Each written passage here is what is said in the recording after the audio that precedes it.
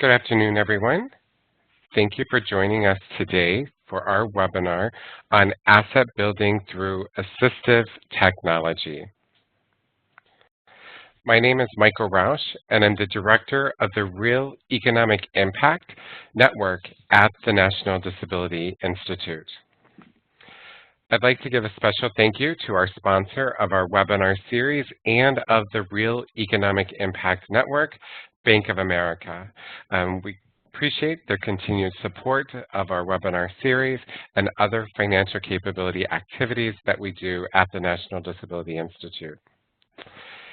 Before we get started, I do want to go over some housekeeping tips with you. The audio for today's webinar is being broadcast through your computer. Please make sure your speakers are turned on or your headphones are plugged in.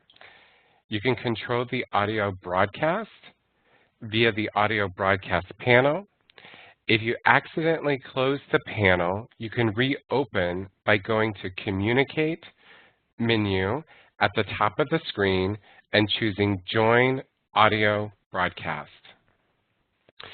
Listening to the webinar, if you do not have sound capabilities on your computer, or if you prefer to listen by phone, you can dial 1-650-479-3207 and enter meeting code 665-304-887. Please note, you do not need to enter an attendee ID. Real-time captioning is provided during this webinar. The captions can be found in the Media Viewer panel, which appears in the lower right corner of the webinar platform. If you do not see the captions, you may need to open the Media Viewer panel by selecting the Media Viewer button in the upper right corner of the webinar platform. If you want to make the Media Viewer panel larger, you can minimize other panels like chat, Q&A, and/or participants. For Q&A, please use the chat box or Q&A box to send any questions you have during the webinar to Michael Rausch or NDI admin, and we will direct the questions accordingly during the Q&A portion. If you are listening by phone and not logged into the webinar, you may also ask questions by emailing them to me, Michael Rausch, at mroush@ndi-inc.org. Please note, this webinar is being recorded and the materials will be placed on the National Disability Institute website at www.realeconomicimpact.org. If you experience any technical difficulties during the webinar, please use the chat box to send a message to the host, NDI admin, or you may also email Katie Achenbach at KAUCHENBACH@ndi-inc.org. Great. So those are housekeeping tips that we go through. Great. So for those of you who are new and not familiar with the National Disability Institute, just want to share with you a little bit of information. At the National Disability Institute, our mission is to drive social impact to build a better economic future for people with disabilities and their families.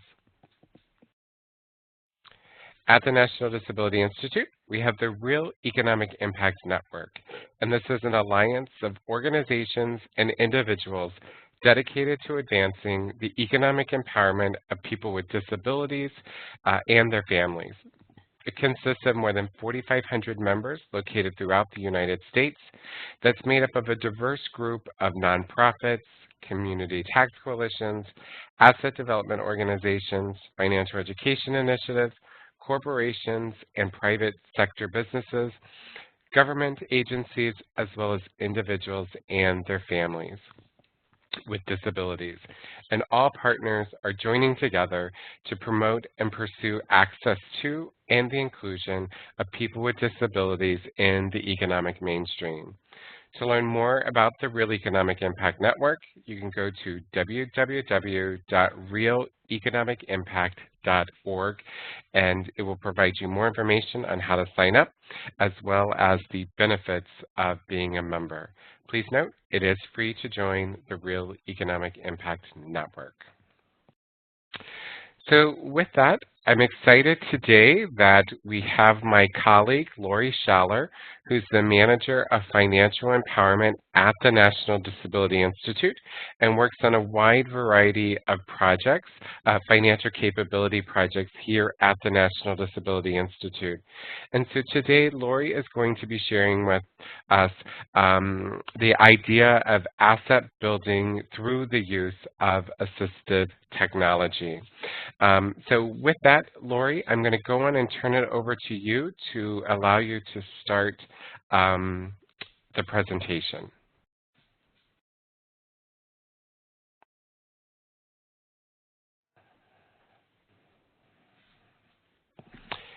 And Lori, I think you might be muted. There we go.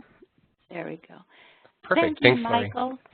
Lori. Thank you, everyone, for joining us today. My name is Lori Schaller. Today, we'll be covering exactly what assistive technology is. We'll provide some examples of what assistive technology is that you probably see every day. We'll talk about the assistive technology demonstration sites. There are assistive technology loan and reuse sites as well, and what the alternative financing programs are, and steps to building credit that do apply towards assistive technology. And today during our presentation, we'll be asking some polling questions. So when those polling questions are asked, if you could please type your responses in the chat box, that would be terrific. We'd like to get an idea of your understanding of assistive technology as we go through this presentation today. So the Assistive Technology Act legislation was originally passed in 1988, and there have been several revisions of that act since that time. But the Act seeks to provide assistive technology to persons so they can more fully participate in many activities, including education, employment, and daily activities on a level playing field with other members of their communities. The Act covers people with disabilities of all ages, all disabilities, in all environments, and this even includes preschool through like early intervention services, kindergarten through 12th grade through our school systems, post-secondary education systems, vocational rehabilitation services, community living, aging services, just as an example. So what is assistive technology? It is any device or adaptive equipment that helps a person, including persons with a disability, maybe a senior or veterans, to achieve a more independent and productive life. Assistive technology service is any service that aids in the selection of assistive technology, the use of, maintenance, and or repairs of an assistive technology device for a person.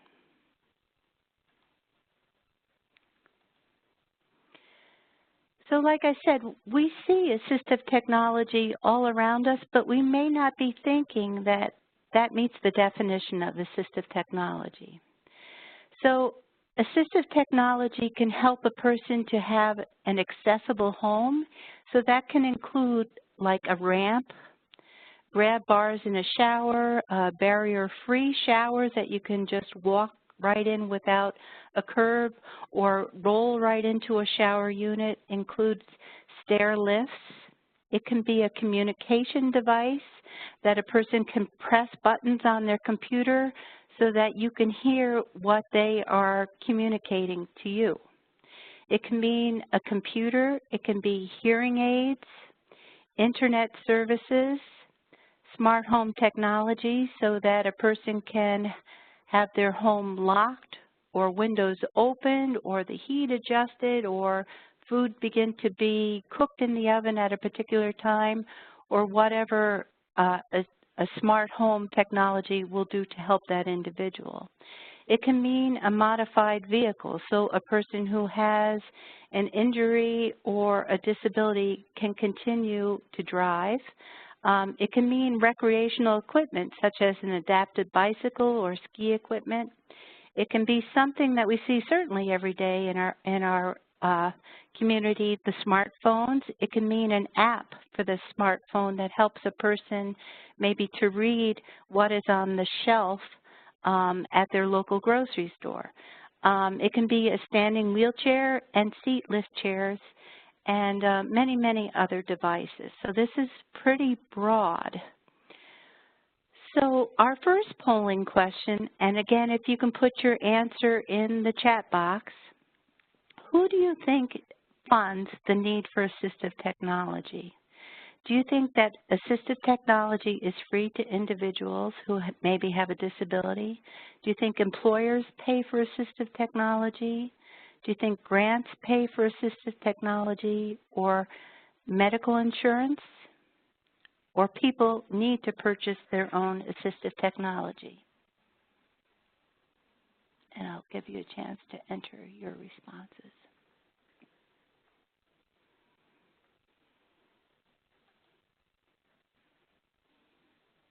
Okay, so we've got all of the above.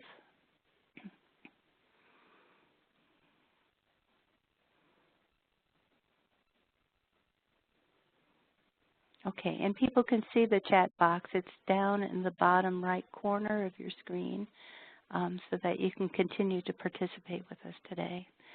Okay, so there is a variety of funding that helps people to obtain that assistive technology that they need. Now, there are conditions that people maybe need to meet so that that system can help that person to purchase assistive technology. So let's say a person is attending school. The school system, through an individual education plan and or a 504 access plan, can identify a student's need that they need assistive technology. So that school system may purchase that needed assistive technology to help that student with accessibility issues and studying issues so that they can fully participate in the classroom. But because the school owns that assistive technology, that student may not be allowed to take that very same device home where it would continue to help that person to complete their homework, or when that student graduates from school, they would not be able to take it with them to their next education or place of employment. So the next item on our list here is vocational rehabilitation. So an individual who identifies that they have a disability can apply for services through vocational rehabilitation.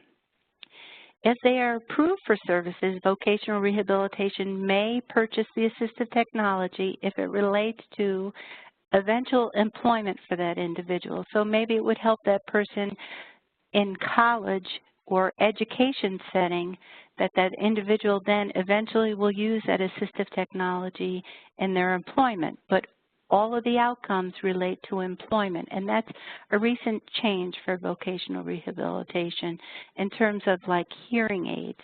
Now that hearing aid request of funding needs to specifically relate to that person's eventual employment. There may be disability-specific service agencies that could provide assistive technology for a person.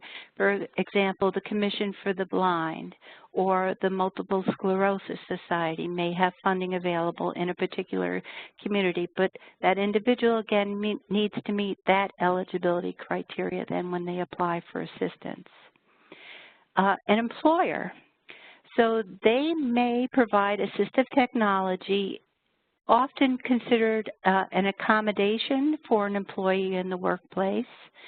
And then there are insurance programs that may or may not cover assistive technology, and that even includes private insurance or Medicaid or Medicare.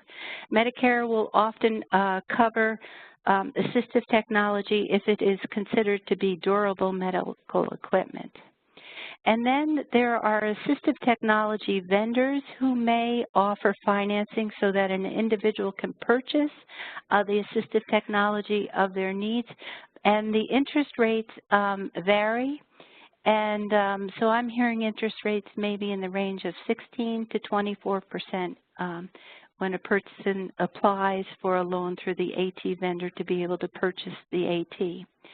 So many people need to purchase their own assistive technology to best meet their needs in a timely manner and to carry them through as they transition from one stage of life to another. So there is an entity called AT3 Center, and it sort of coordinates services around assistive technology. So there are some core program services, and the first is the assistive technology demonstration sites, and they allow the opportunity for a person to try a device before they buy.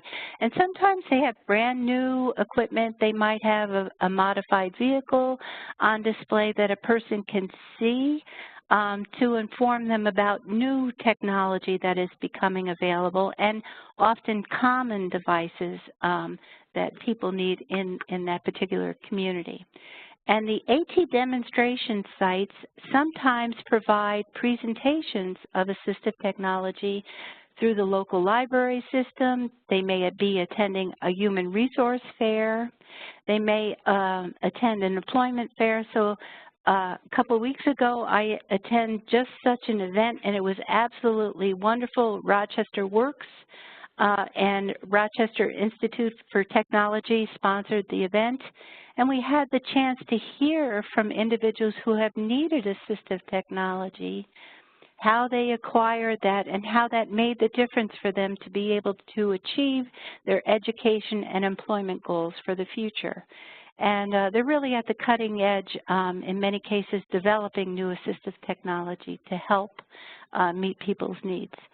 So then there are AT loan, I call them closets, but at these sites, an individual can borrow assistive technology to see if it meets the need. So rather than just trying it out, for 20 minutes at the AT fair, they can actually borrow that equipment maybe for a month or two to see if that's going to work for them. And sometimes, as the person heals, they may only need that device for a short period of time, and that may have met their need in total.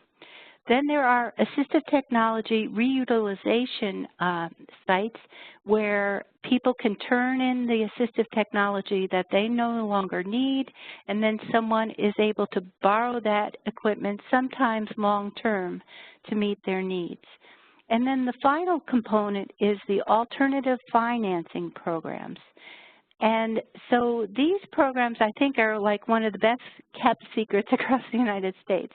They exist in 38 of our states here. And they offer loans that have more favorable lending terms.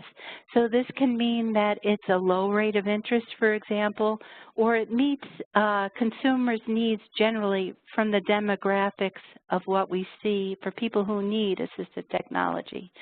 And in many cases, these alternative financing programs also provide financial education.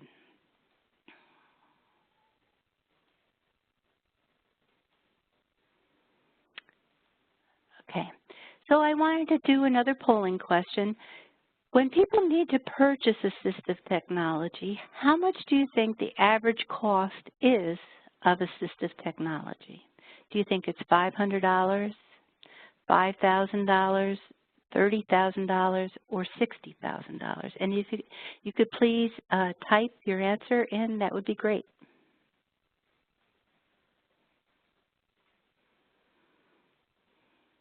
So I have a response here of $500. So often within employment,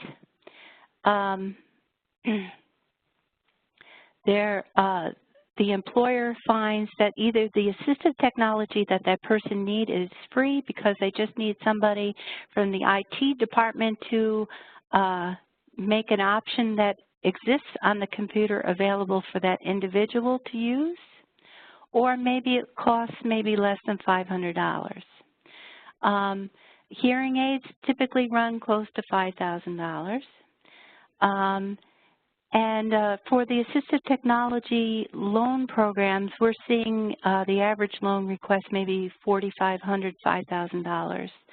$30,000 could maybe help a person to obtain a wheelchair. If a person wanted a standing wheelchair, that's closer to maybe $50,000 or $60,000. $60,000 is usually the cost for a modified vehicle. So this can be quite expensive. So saving in advance is certainly an option, but often the person does need access to a loan to be able to purchase that device. So how did these alternative financing programs come to be? Well, again, they're sponsored and included in the AT Act, and originally funding was provided through the U.S. Department of Education. But most recently, funding is now provided through the Administration of Community Living, the U.S. Department of Health and Human Services, and there is state and federal funding available through the Assistive Technology Act. And in addition, there is public and private funding. For example, many financial institutions decide to fund activities of the alternative financing programs. Okay, and many of these alternative financing programs provide proactive financial education, so they can offer that financial education up front before a person even applies for a loan, and maybe it would even help a person to be able to save the money for the assistive technology so that they would not need a loan in the future. So that serves many purposes. The alternative financing programs provide referrals to sources of funding for assistive technology. So I've seen some of the sites listing assistive technology resource guides for their particular community, so people can research those resources available. In some instances, the AFPs, alternative finance programs, offer grants for maybe $100, maybe up to $500 to help a person purchase that assistive technology that they need now.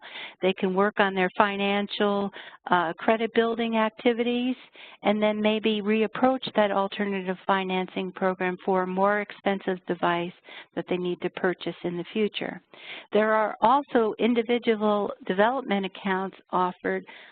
For example, the Northwest Access Fund out in Washington and Oregon offers a match savings IDA program that people can begin to save for their assistive technology, and their funding is matched. But these AFPs offer favorable lending terms when that individual does need to apply for a loan. In some cases, these are credit building loans that the person can make a deposit, borrow the money out, purchase what they need, and then repay it back. There is direct lending. Sometimes that agency, for example, Pennsylvania Assistive Technology Foundation will directly lend to their borrowers, and sometimes the interest rate is as low as 0% interest. Some of the programs fund an interest rate buy down. So how this works is most of the alternative financing programs have done outreach in their communities to local financial institutions. And the financial institution will say, gee, I can only afford to issue and service loans for your program at this rate of interest. Maybe it's 6%. So maybe that loan program, the alternative financing program, to get a better rate of interest for their borrowers will pay 2% interest towards every loan that is issued and serviced by that financial institution. So it's good for the financial institution, it's good for the loan program, and that individual has a more affordable interest rate. The average interest rate for these alternative financing programs is 4%. And often there is, like during the application process, more credit score flexibility than is allowed in conventional lending. So for example, we were able to work with a credit union in New Jersey, and when people apply for the loan, if the loan is less than $20,000, we do not look at the person's credit score, but we take into consideration that the person has sufficient disposable money to be able to repay the loan and that they're able to pay their current monthly payments for expenses on a monthly basis, that they're all current. So these alternative financing programs have excellent repayment rates. So 94 to 98% of their loan recipients are able to pay their loans on time and develop for themselves positive credit scores because their repayments are reported to the credit bureaus. And I've obtained this information from the most recent report from the Rehabilitation, Engineering, and Assistive Technology Association of North America, RESNA. So let's go over an example of an assistive technology purchase. So often there's like a blending and braiding of funds so that the person can get what they really need. So let's say that person does attend an AT demonstration site and they see the newest modified vehicles that are now on the market. And they try it out. They see that it's going to work for their particular situation. They need this vehicle for employment purposes so they can get back and forth to work.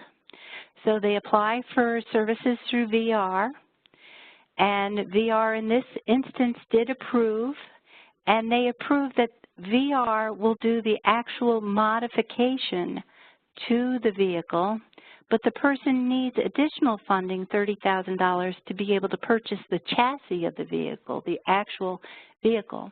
So the person applies through the alternative financing program that issues a loan for $30,000 to the individual so that they can purchase this modified vehicle. And there's a coordination, of course, of this funding to all come together at the same time so that this person can purchase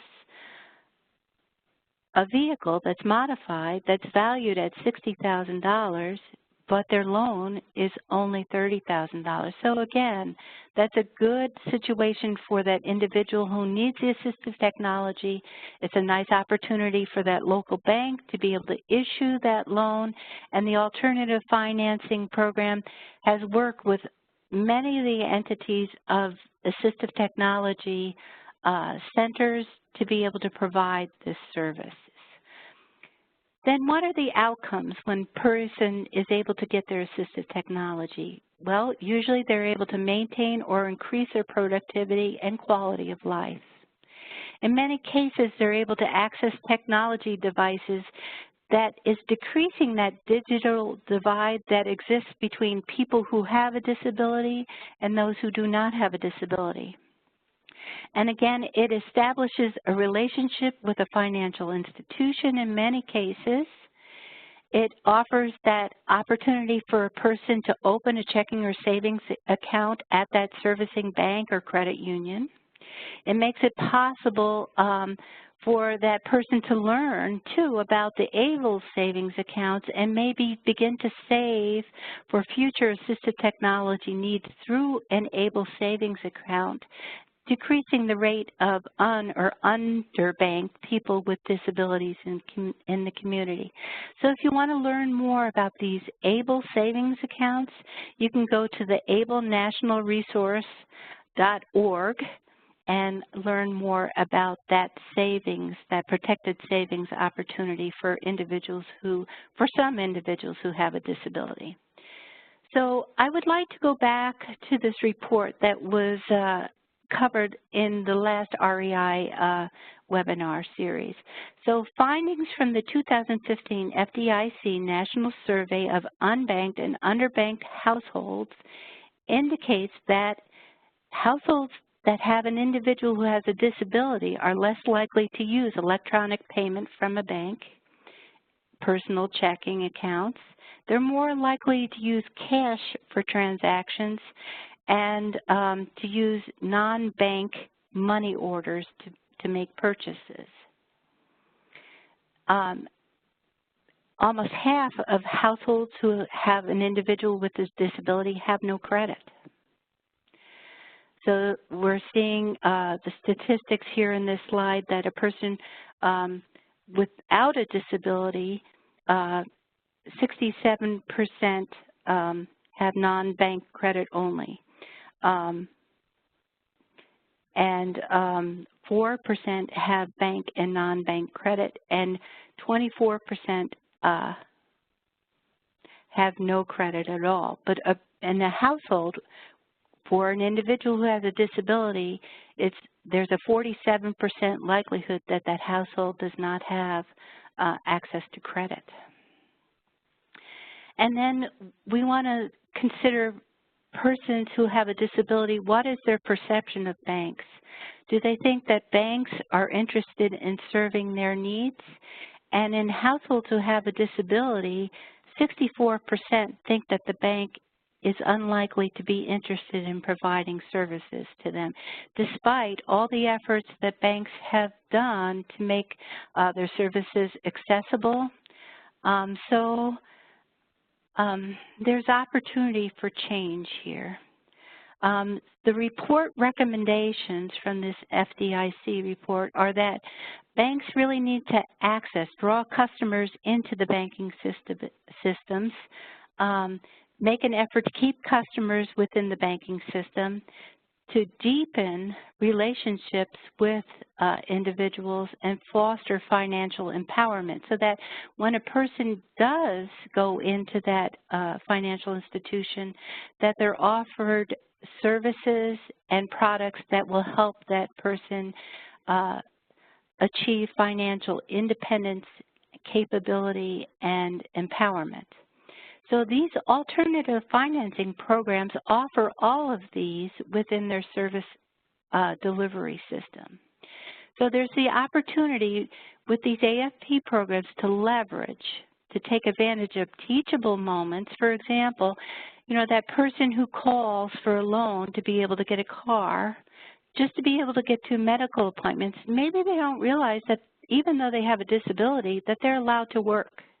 And we can connect that person to the Ticket to Work initiatives, the American Job Centers, through the whole line of service provision to help increase their income so that they're more likely to be able to afford to repay these loans. So again, we want to take advantage of teachable moments, use the alternative financing program to communicate the opportunity for people who need assistive technology to engage in financial education and take steps to qualify for lending that includes the purchase of assistive technology. And in my mind, I see assistive technology as an asset. So, you know, that wheelchair that costs $30,000, that's a true asset for that individual. Not only does it help them to get around the community, but it may be the vehicle that helps them to be able to maintain employment and be more active in their community. And it's an asset. It truly has value. And by that person perhaps needing a loan to be able to purchase that wheelchair that will best meet their needs, they're also developing a good credit history that will help them in the future as well. So perhaps the next action steps are to connect people to their AFP programs, inform, refer, provide financial education to people. So we can do this even if a person who has a disability is not interested in getting a loan to purchase their assistive technology. They want to qualify for every funding assistance, every grant that's available. But wouldn't it be neat if they learned something now by participating in a financial education workshop? So, and then we can support people in taking steps to build and rebuild their credit.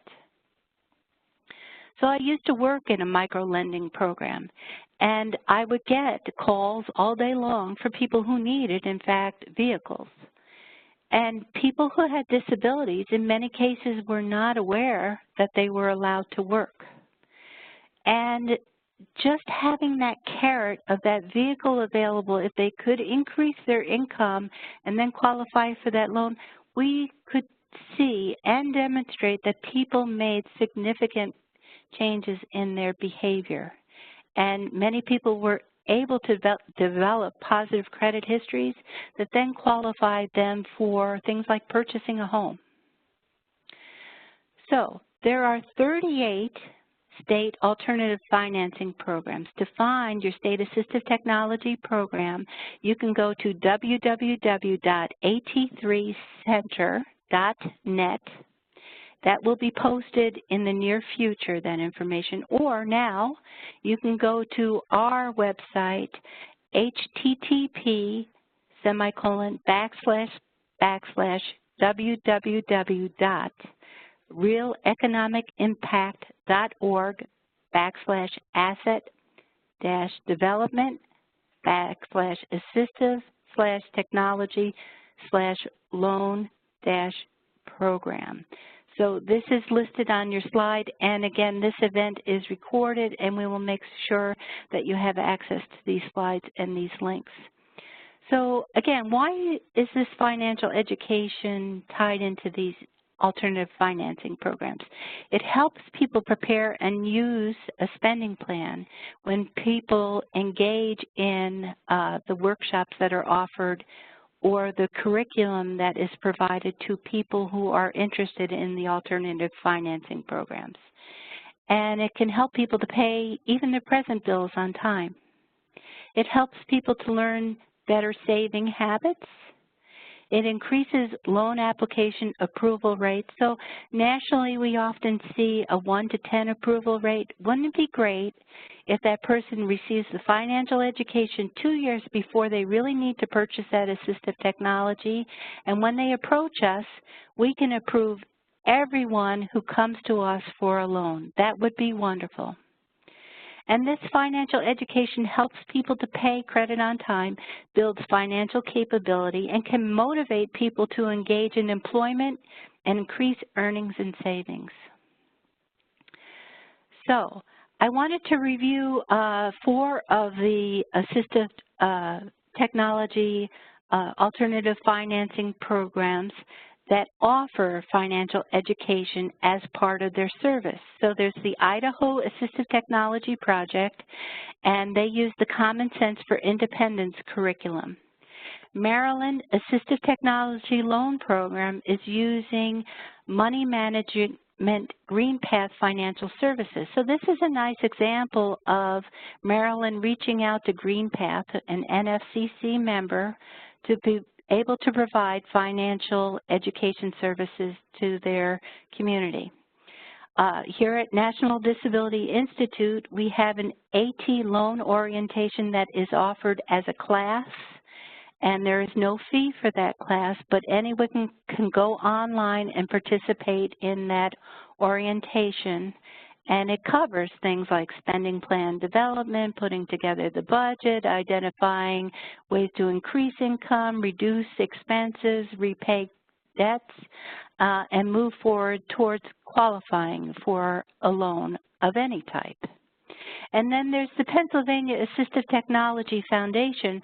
They've got a great curriculum that soon will be available online, and this is called Sense and Sensibility, and each of these programs have listed their information sites here, so you can go and look that up. So again, there are opportunities for financial institutions to collaborate with the AFPs. They can help by issuing and servicing the alternative financing program loans. They can participate on the boards of each program by providing guidance, because we're talking about providing loans to members of the community, and you can influence our policies and procedures. You can participate on the loan committee. So in the previous micro-lending program I worked in, we had a loan committee, and we only asked for like a one-year commitment from our loan committee members, and they loved it so much, they all stayed with us the 14 years. And it's a great opportunity to see what members of your community are experiencing and to make that difference by providing this loan and seeing that people do have the means to repay it and what they are able to achieve as a result of improving or developing a good credit history. And then some of the AFPs are approaching their local financial institutions for funding to support their financial education services. And just as a note, many of these households, of course, who have a person with a disability may meet the standards for Community Reinvestment Act as they are members of the low-income community. So that's something to consider, and the AFPs that I'm familiar with are keeping records regarding the demographics of their loan applicants and recipients. So some of the sites are using supplemental financial education. For example, Bank of America has their Better Money Habits, CFPB has Your Money, Your Goals, FDIC offers Money Smart, and Wells Fargo offers hand-on banking curriculum as tools to support people, perhaps in addition to the alternative financing financial education programs that are formally put together. So again, steps to building credit include learning money management skills, preparing that spending plan, exploring affordable credit options, saving money for purchases, using credit to build credit history, and limiting borrowing to items that are only needed.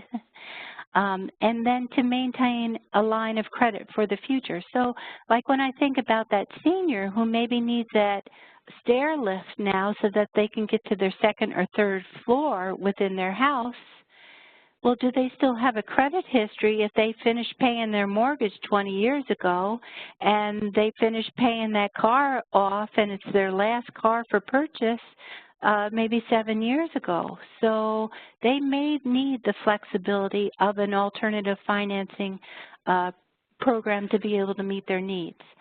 So here again in the chat box, if you could share with us maybe how you see you could serve a role associated with asset building through assistive technology. Could you serve a role as informing people of assistive technology and what that is?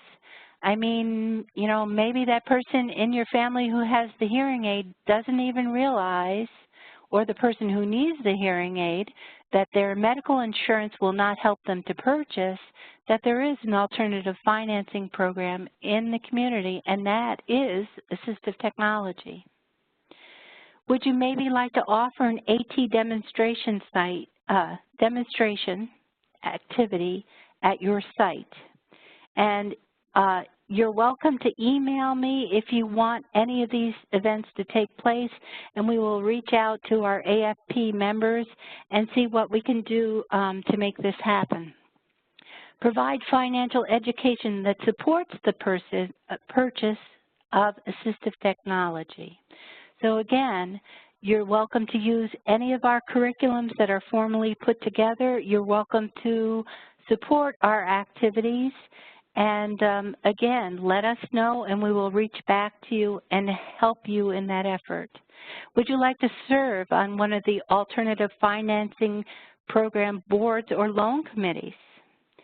Would you like to help us to fund our alternative financing program activities? Would you like to serve as the financial institution that issues and services the AT loans in your community?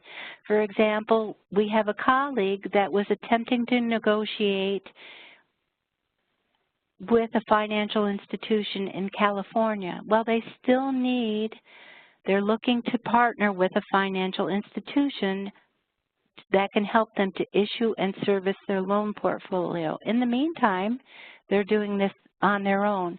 But if we think about the capacity to build and leverage services, to have that financial institution they could partner with would be tremendous. So NDI does have an AT loan program for residents of New Jersey and New York. To learn about that program, please go to our website, National Disability Institute, and that's http://www.realeconomicimpact.org, and you will find our information there. And my contact information is here on this slide. And I believe, Michael, that we wanted to allow the opportunity for questions. Great. Thanks so much, Lori, for sharing this information. We really appreciate it. And Lori, if you could just give me presenter control again, that would be great. Okay. And so I don't know that okay, no problem. Katie, yeah. Katie, if you could switch it over to me, I'm unable to switch back to control of the slides. So Lori, thank you so much for sharing this information. We greatly appreciate it. It's a lot of great information. I do want to let everybody know that you will have access to these slides and to a recording of this presentation that will be sent to you after afterwards. And the information will also be on our website. So we do have several questions, so we're going to try to get through as many questions as we can. And so because we have so many, we might want to limit some of the responses here. But what I'm going to do is I'll get started and direct those to you, Lori. Sure. The first question is, can a small business access assistive technology loan programs if they have an accommodation request from an employee? Oh, that's a great question. Okay, so probably a great resource would be the Job Accommodation Network, and they can work with the employer and the individual to identify cost-effective accommodation or assistive technology to meet the individual's needs. If that individual needs to purchase because the employer is unable to purchase, what would that be? It might be a scooter so that the person can get around in the community quickly and do presentations. Well, maybe that person wants to purchase the scooter for themselves anyways, then yes, they could approach an alternative financing program to be able to purchase the scooter. Great. The next question is, can I go to my personal bank that I use to get an assistive technology loan? Okay, great question. I helped someone the other day who was interested in these vision glasses that cost about $10,000, and I asked her, you know, do you have a line of credit on your mortgage that is available? And that was the most cost-effective interest rate that she was able to utilize. But that, again, is for someone who has a line of credit because they're a homeowner. So we can explore things. And the alternative financing programs, many of us were credit housing counselors in the past. You know, we really strike to address that individual's need. Great. Can I use an assistive technology loan to buy an accessible home? I think on one of your slides you mentioned that you can use the funds to make your home accessible, but could they use the loan to buy an accessible home? That's a great question. So some homes have been designed to be accessible, for example, some patio homes.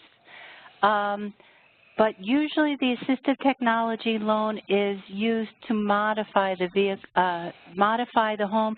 We cannot extend the footprint of the home, but we can modify a pre-existing home. So, you know, you could purchase the home with one loan and get the assistive technology loan to do the necessary modification.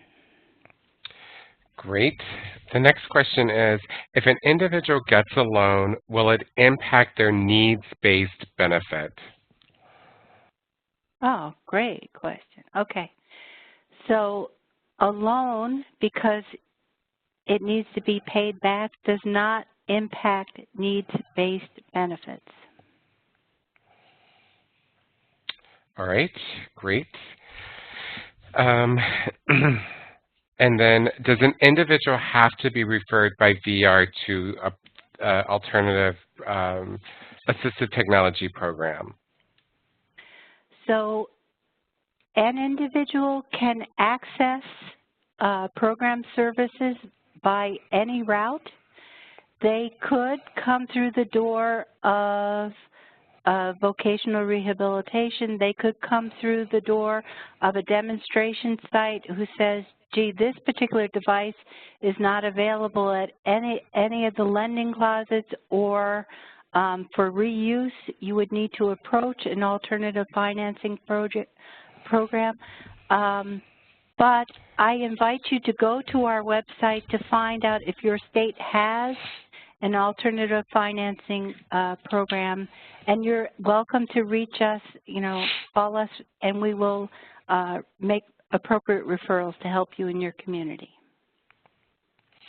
Great. So the next question is, does your AT alternative financing program guarantee loan repayment in order to get lower interest rates from the bank?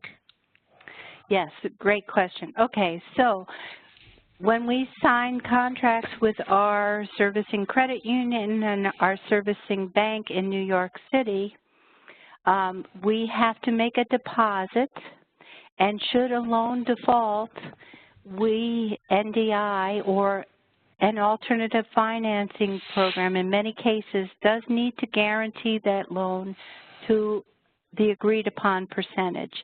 But we all are experiencing a 94 to 98% repayment rate, so that doesn't come into play often.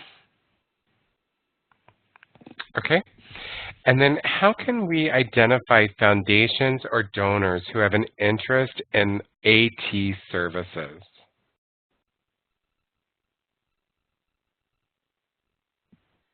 Okay, how can we, okay, I'm not sure that I understand that question. Help me. So the question is, they're looking at how do we get organizations to support the AT program. Oh. So you know how NDI got our program and getting other groups and foundations on board.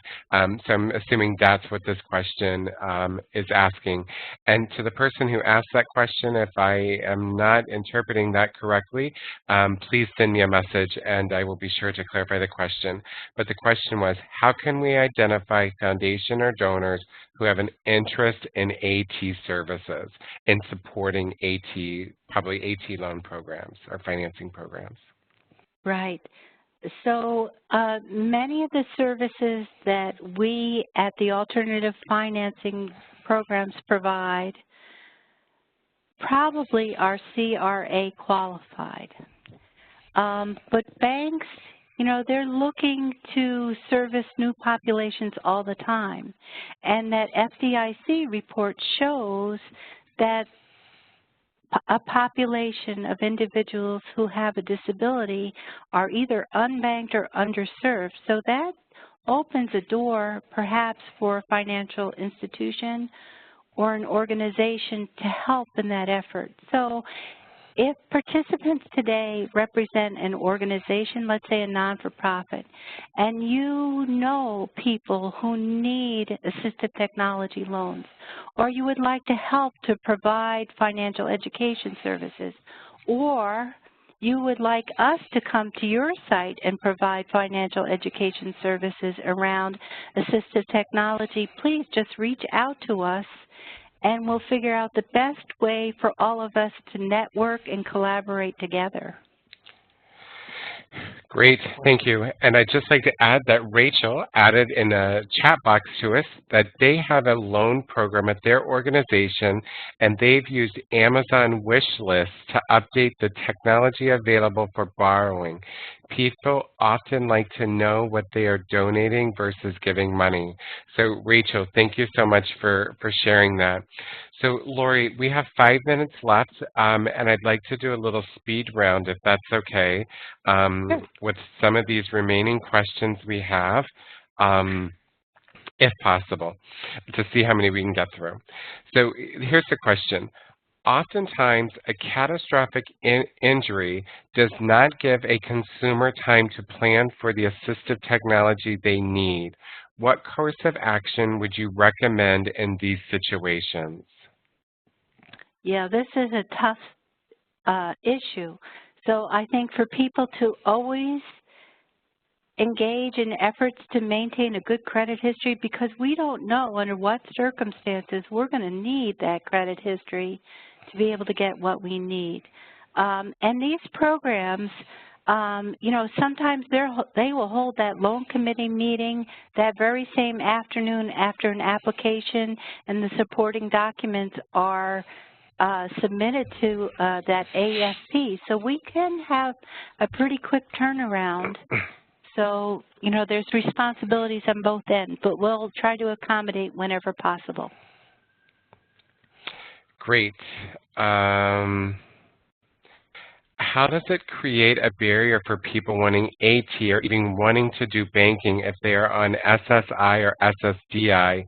There's specific cap for how much money they can have before they risk losing their benefits.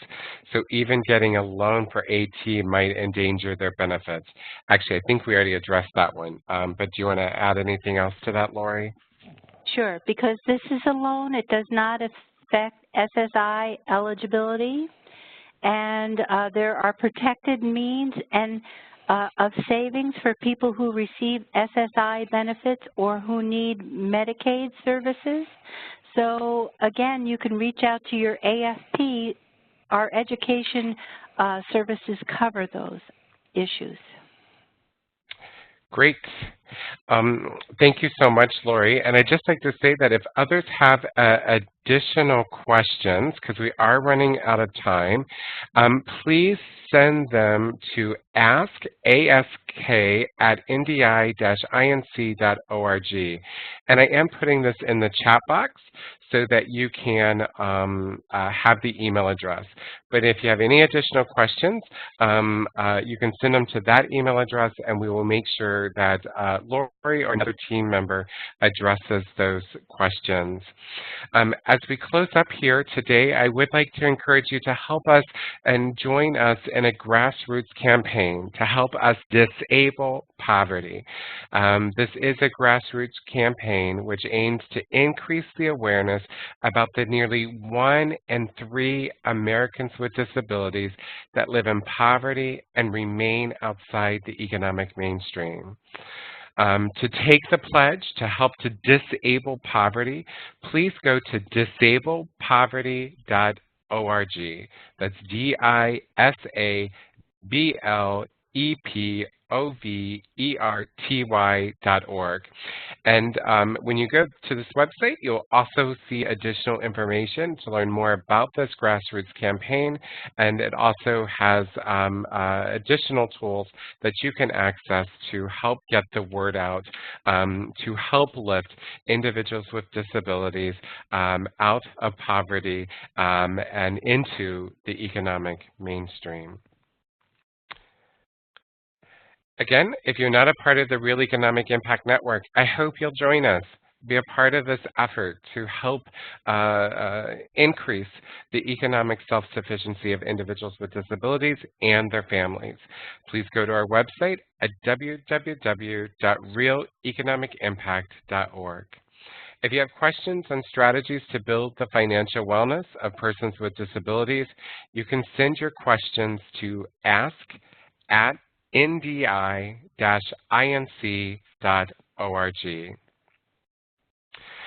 Once again, I'd like to say thank you to Lori Schaller for providing this great information today.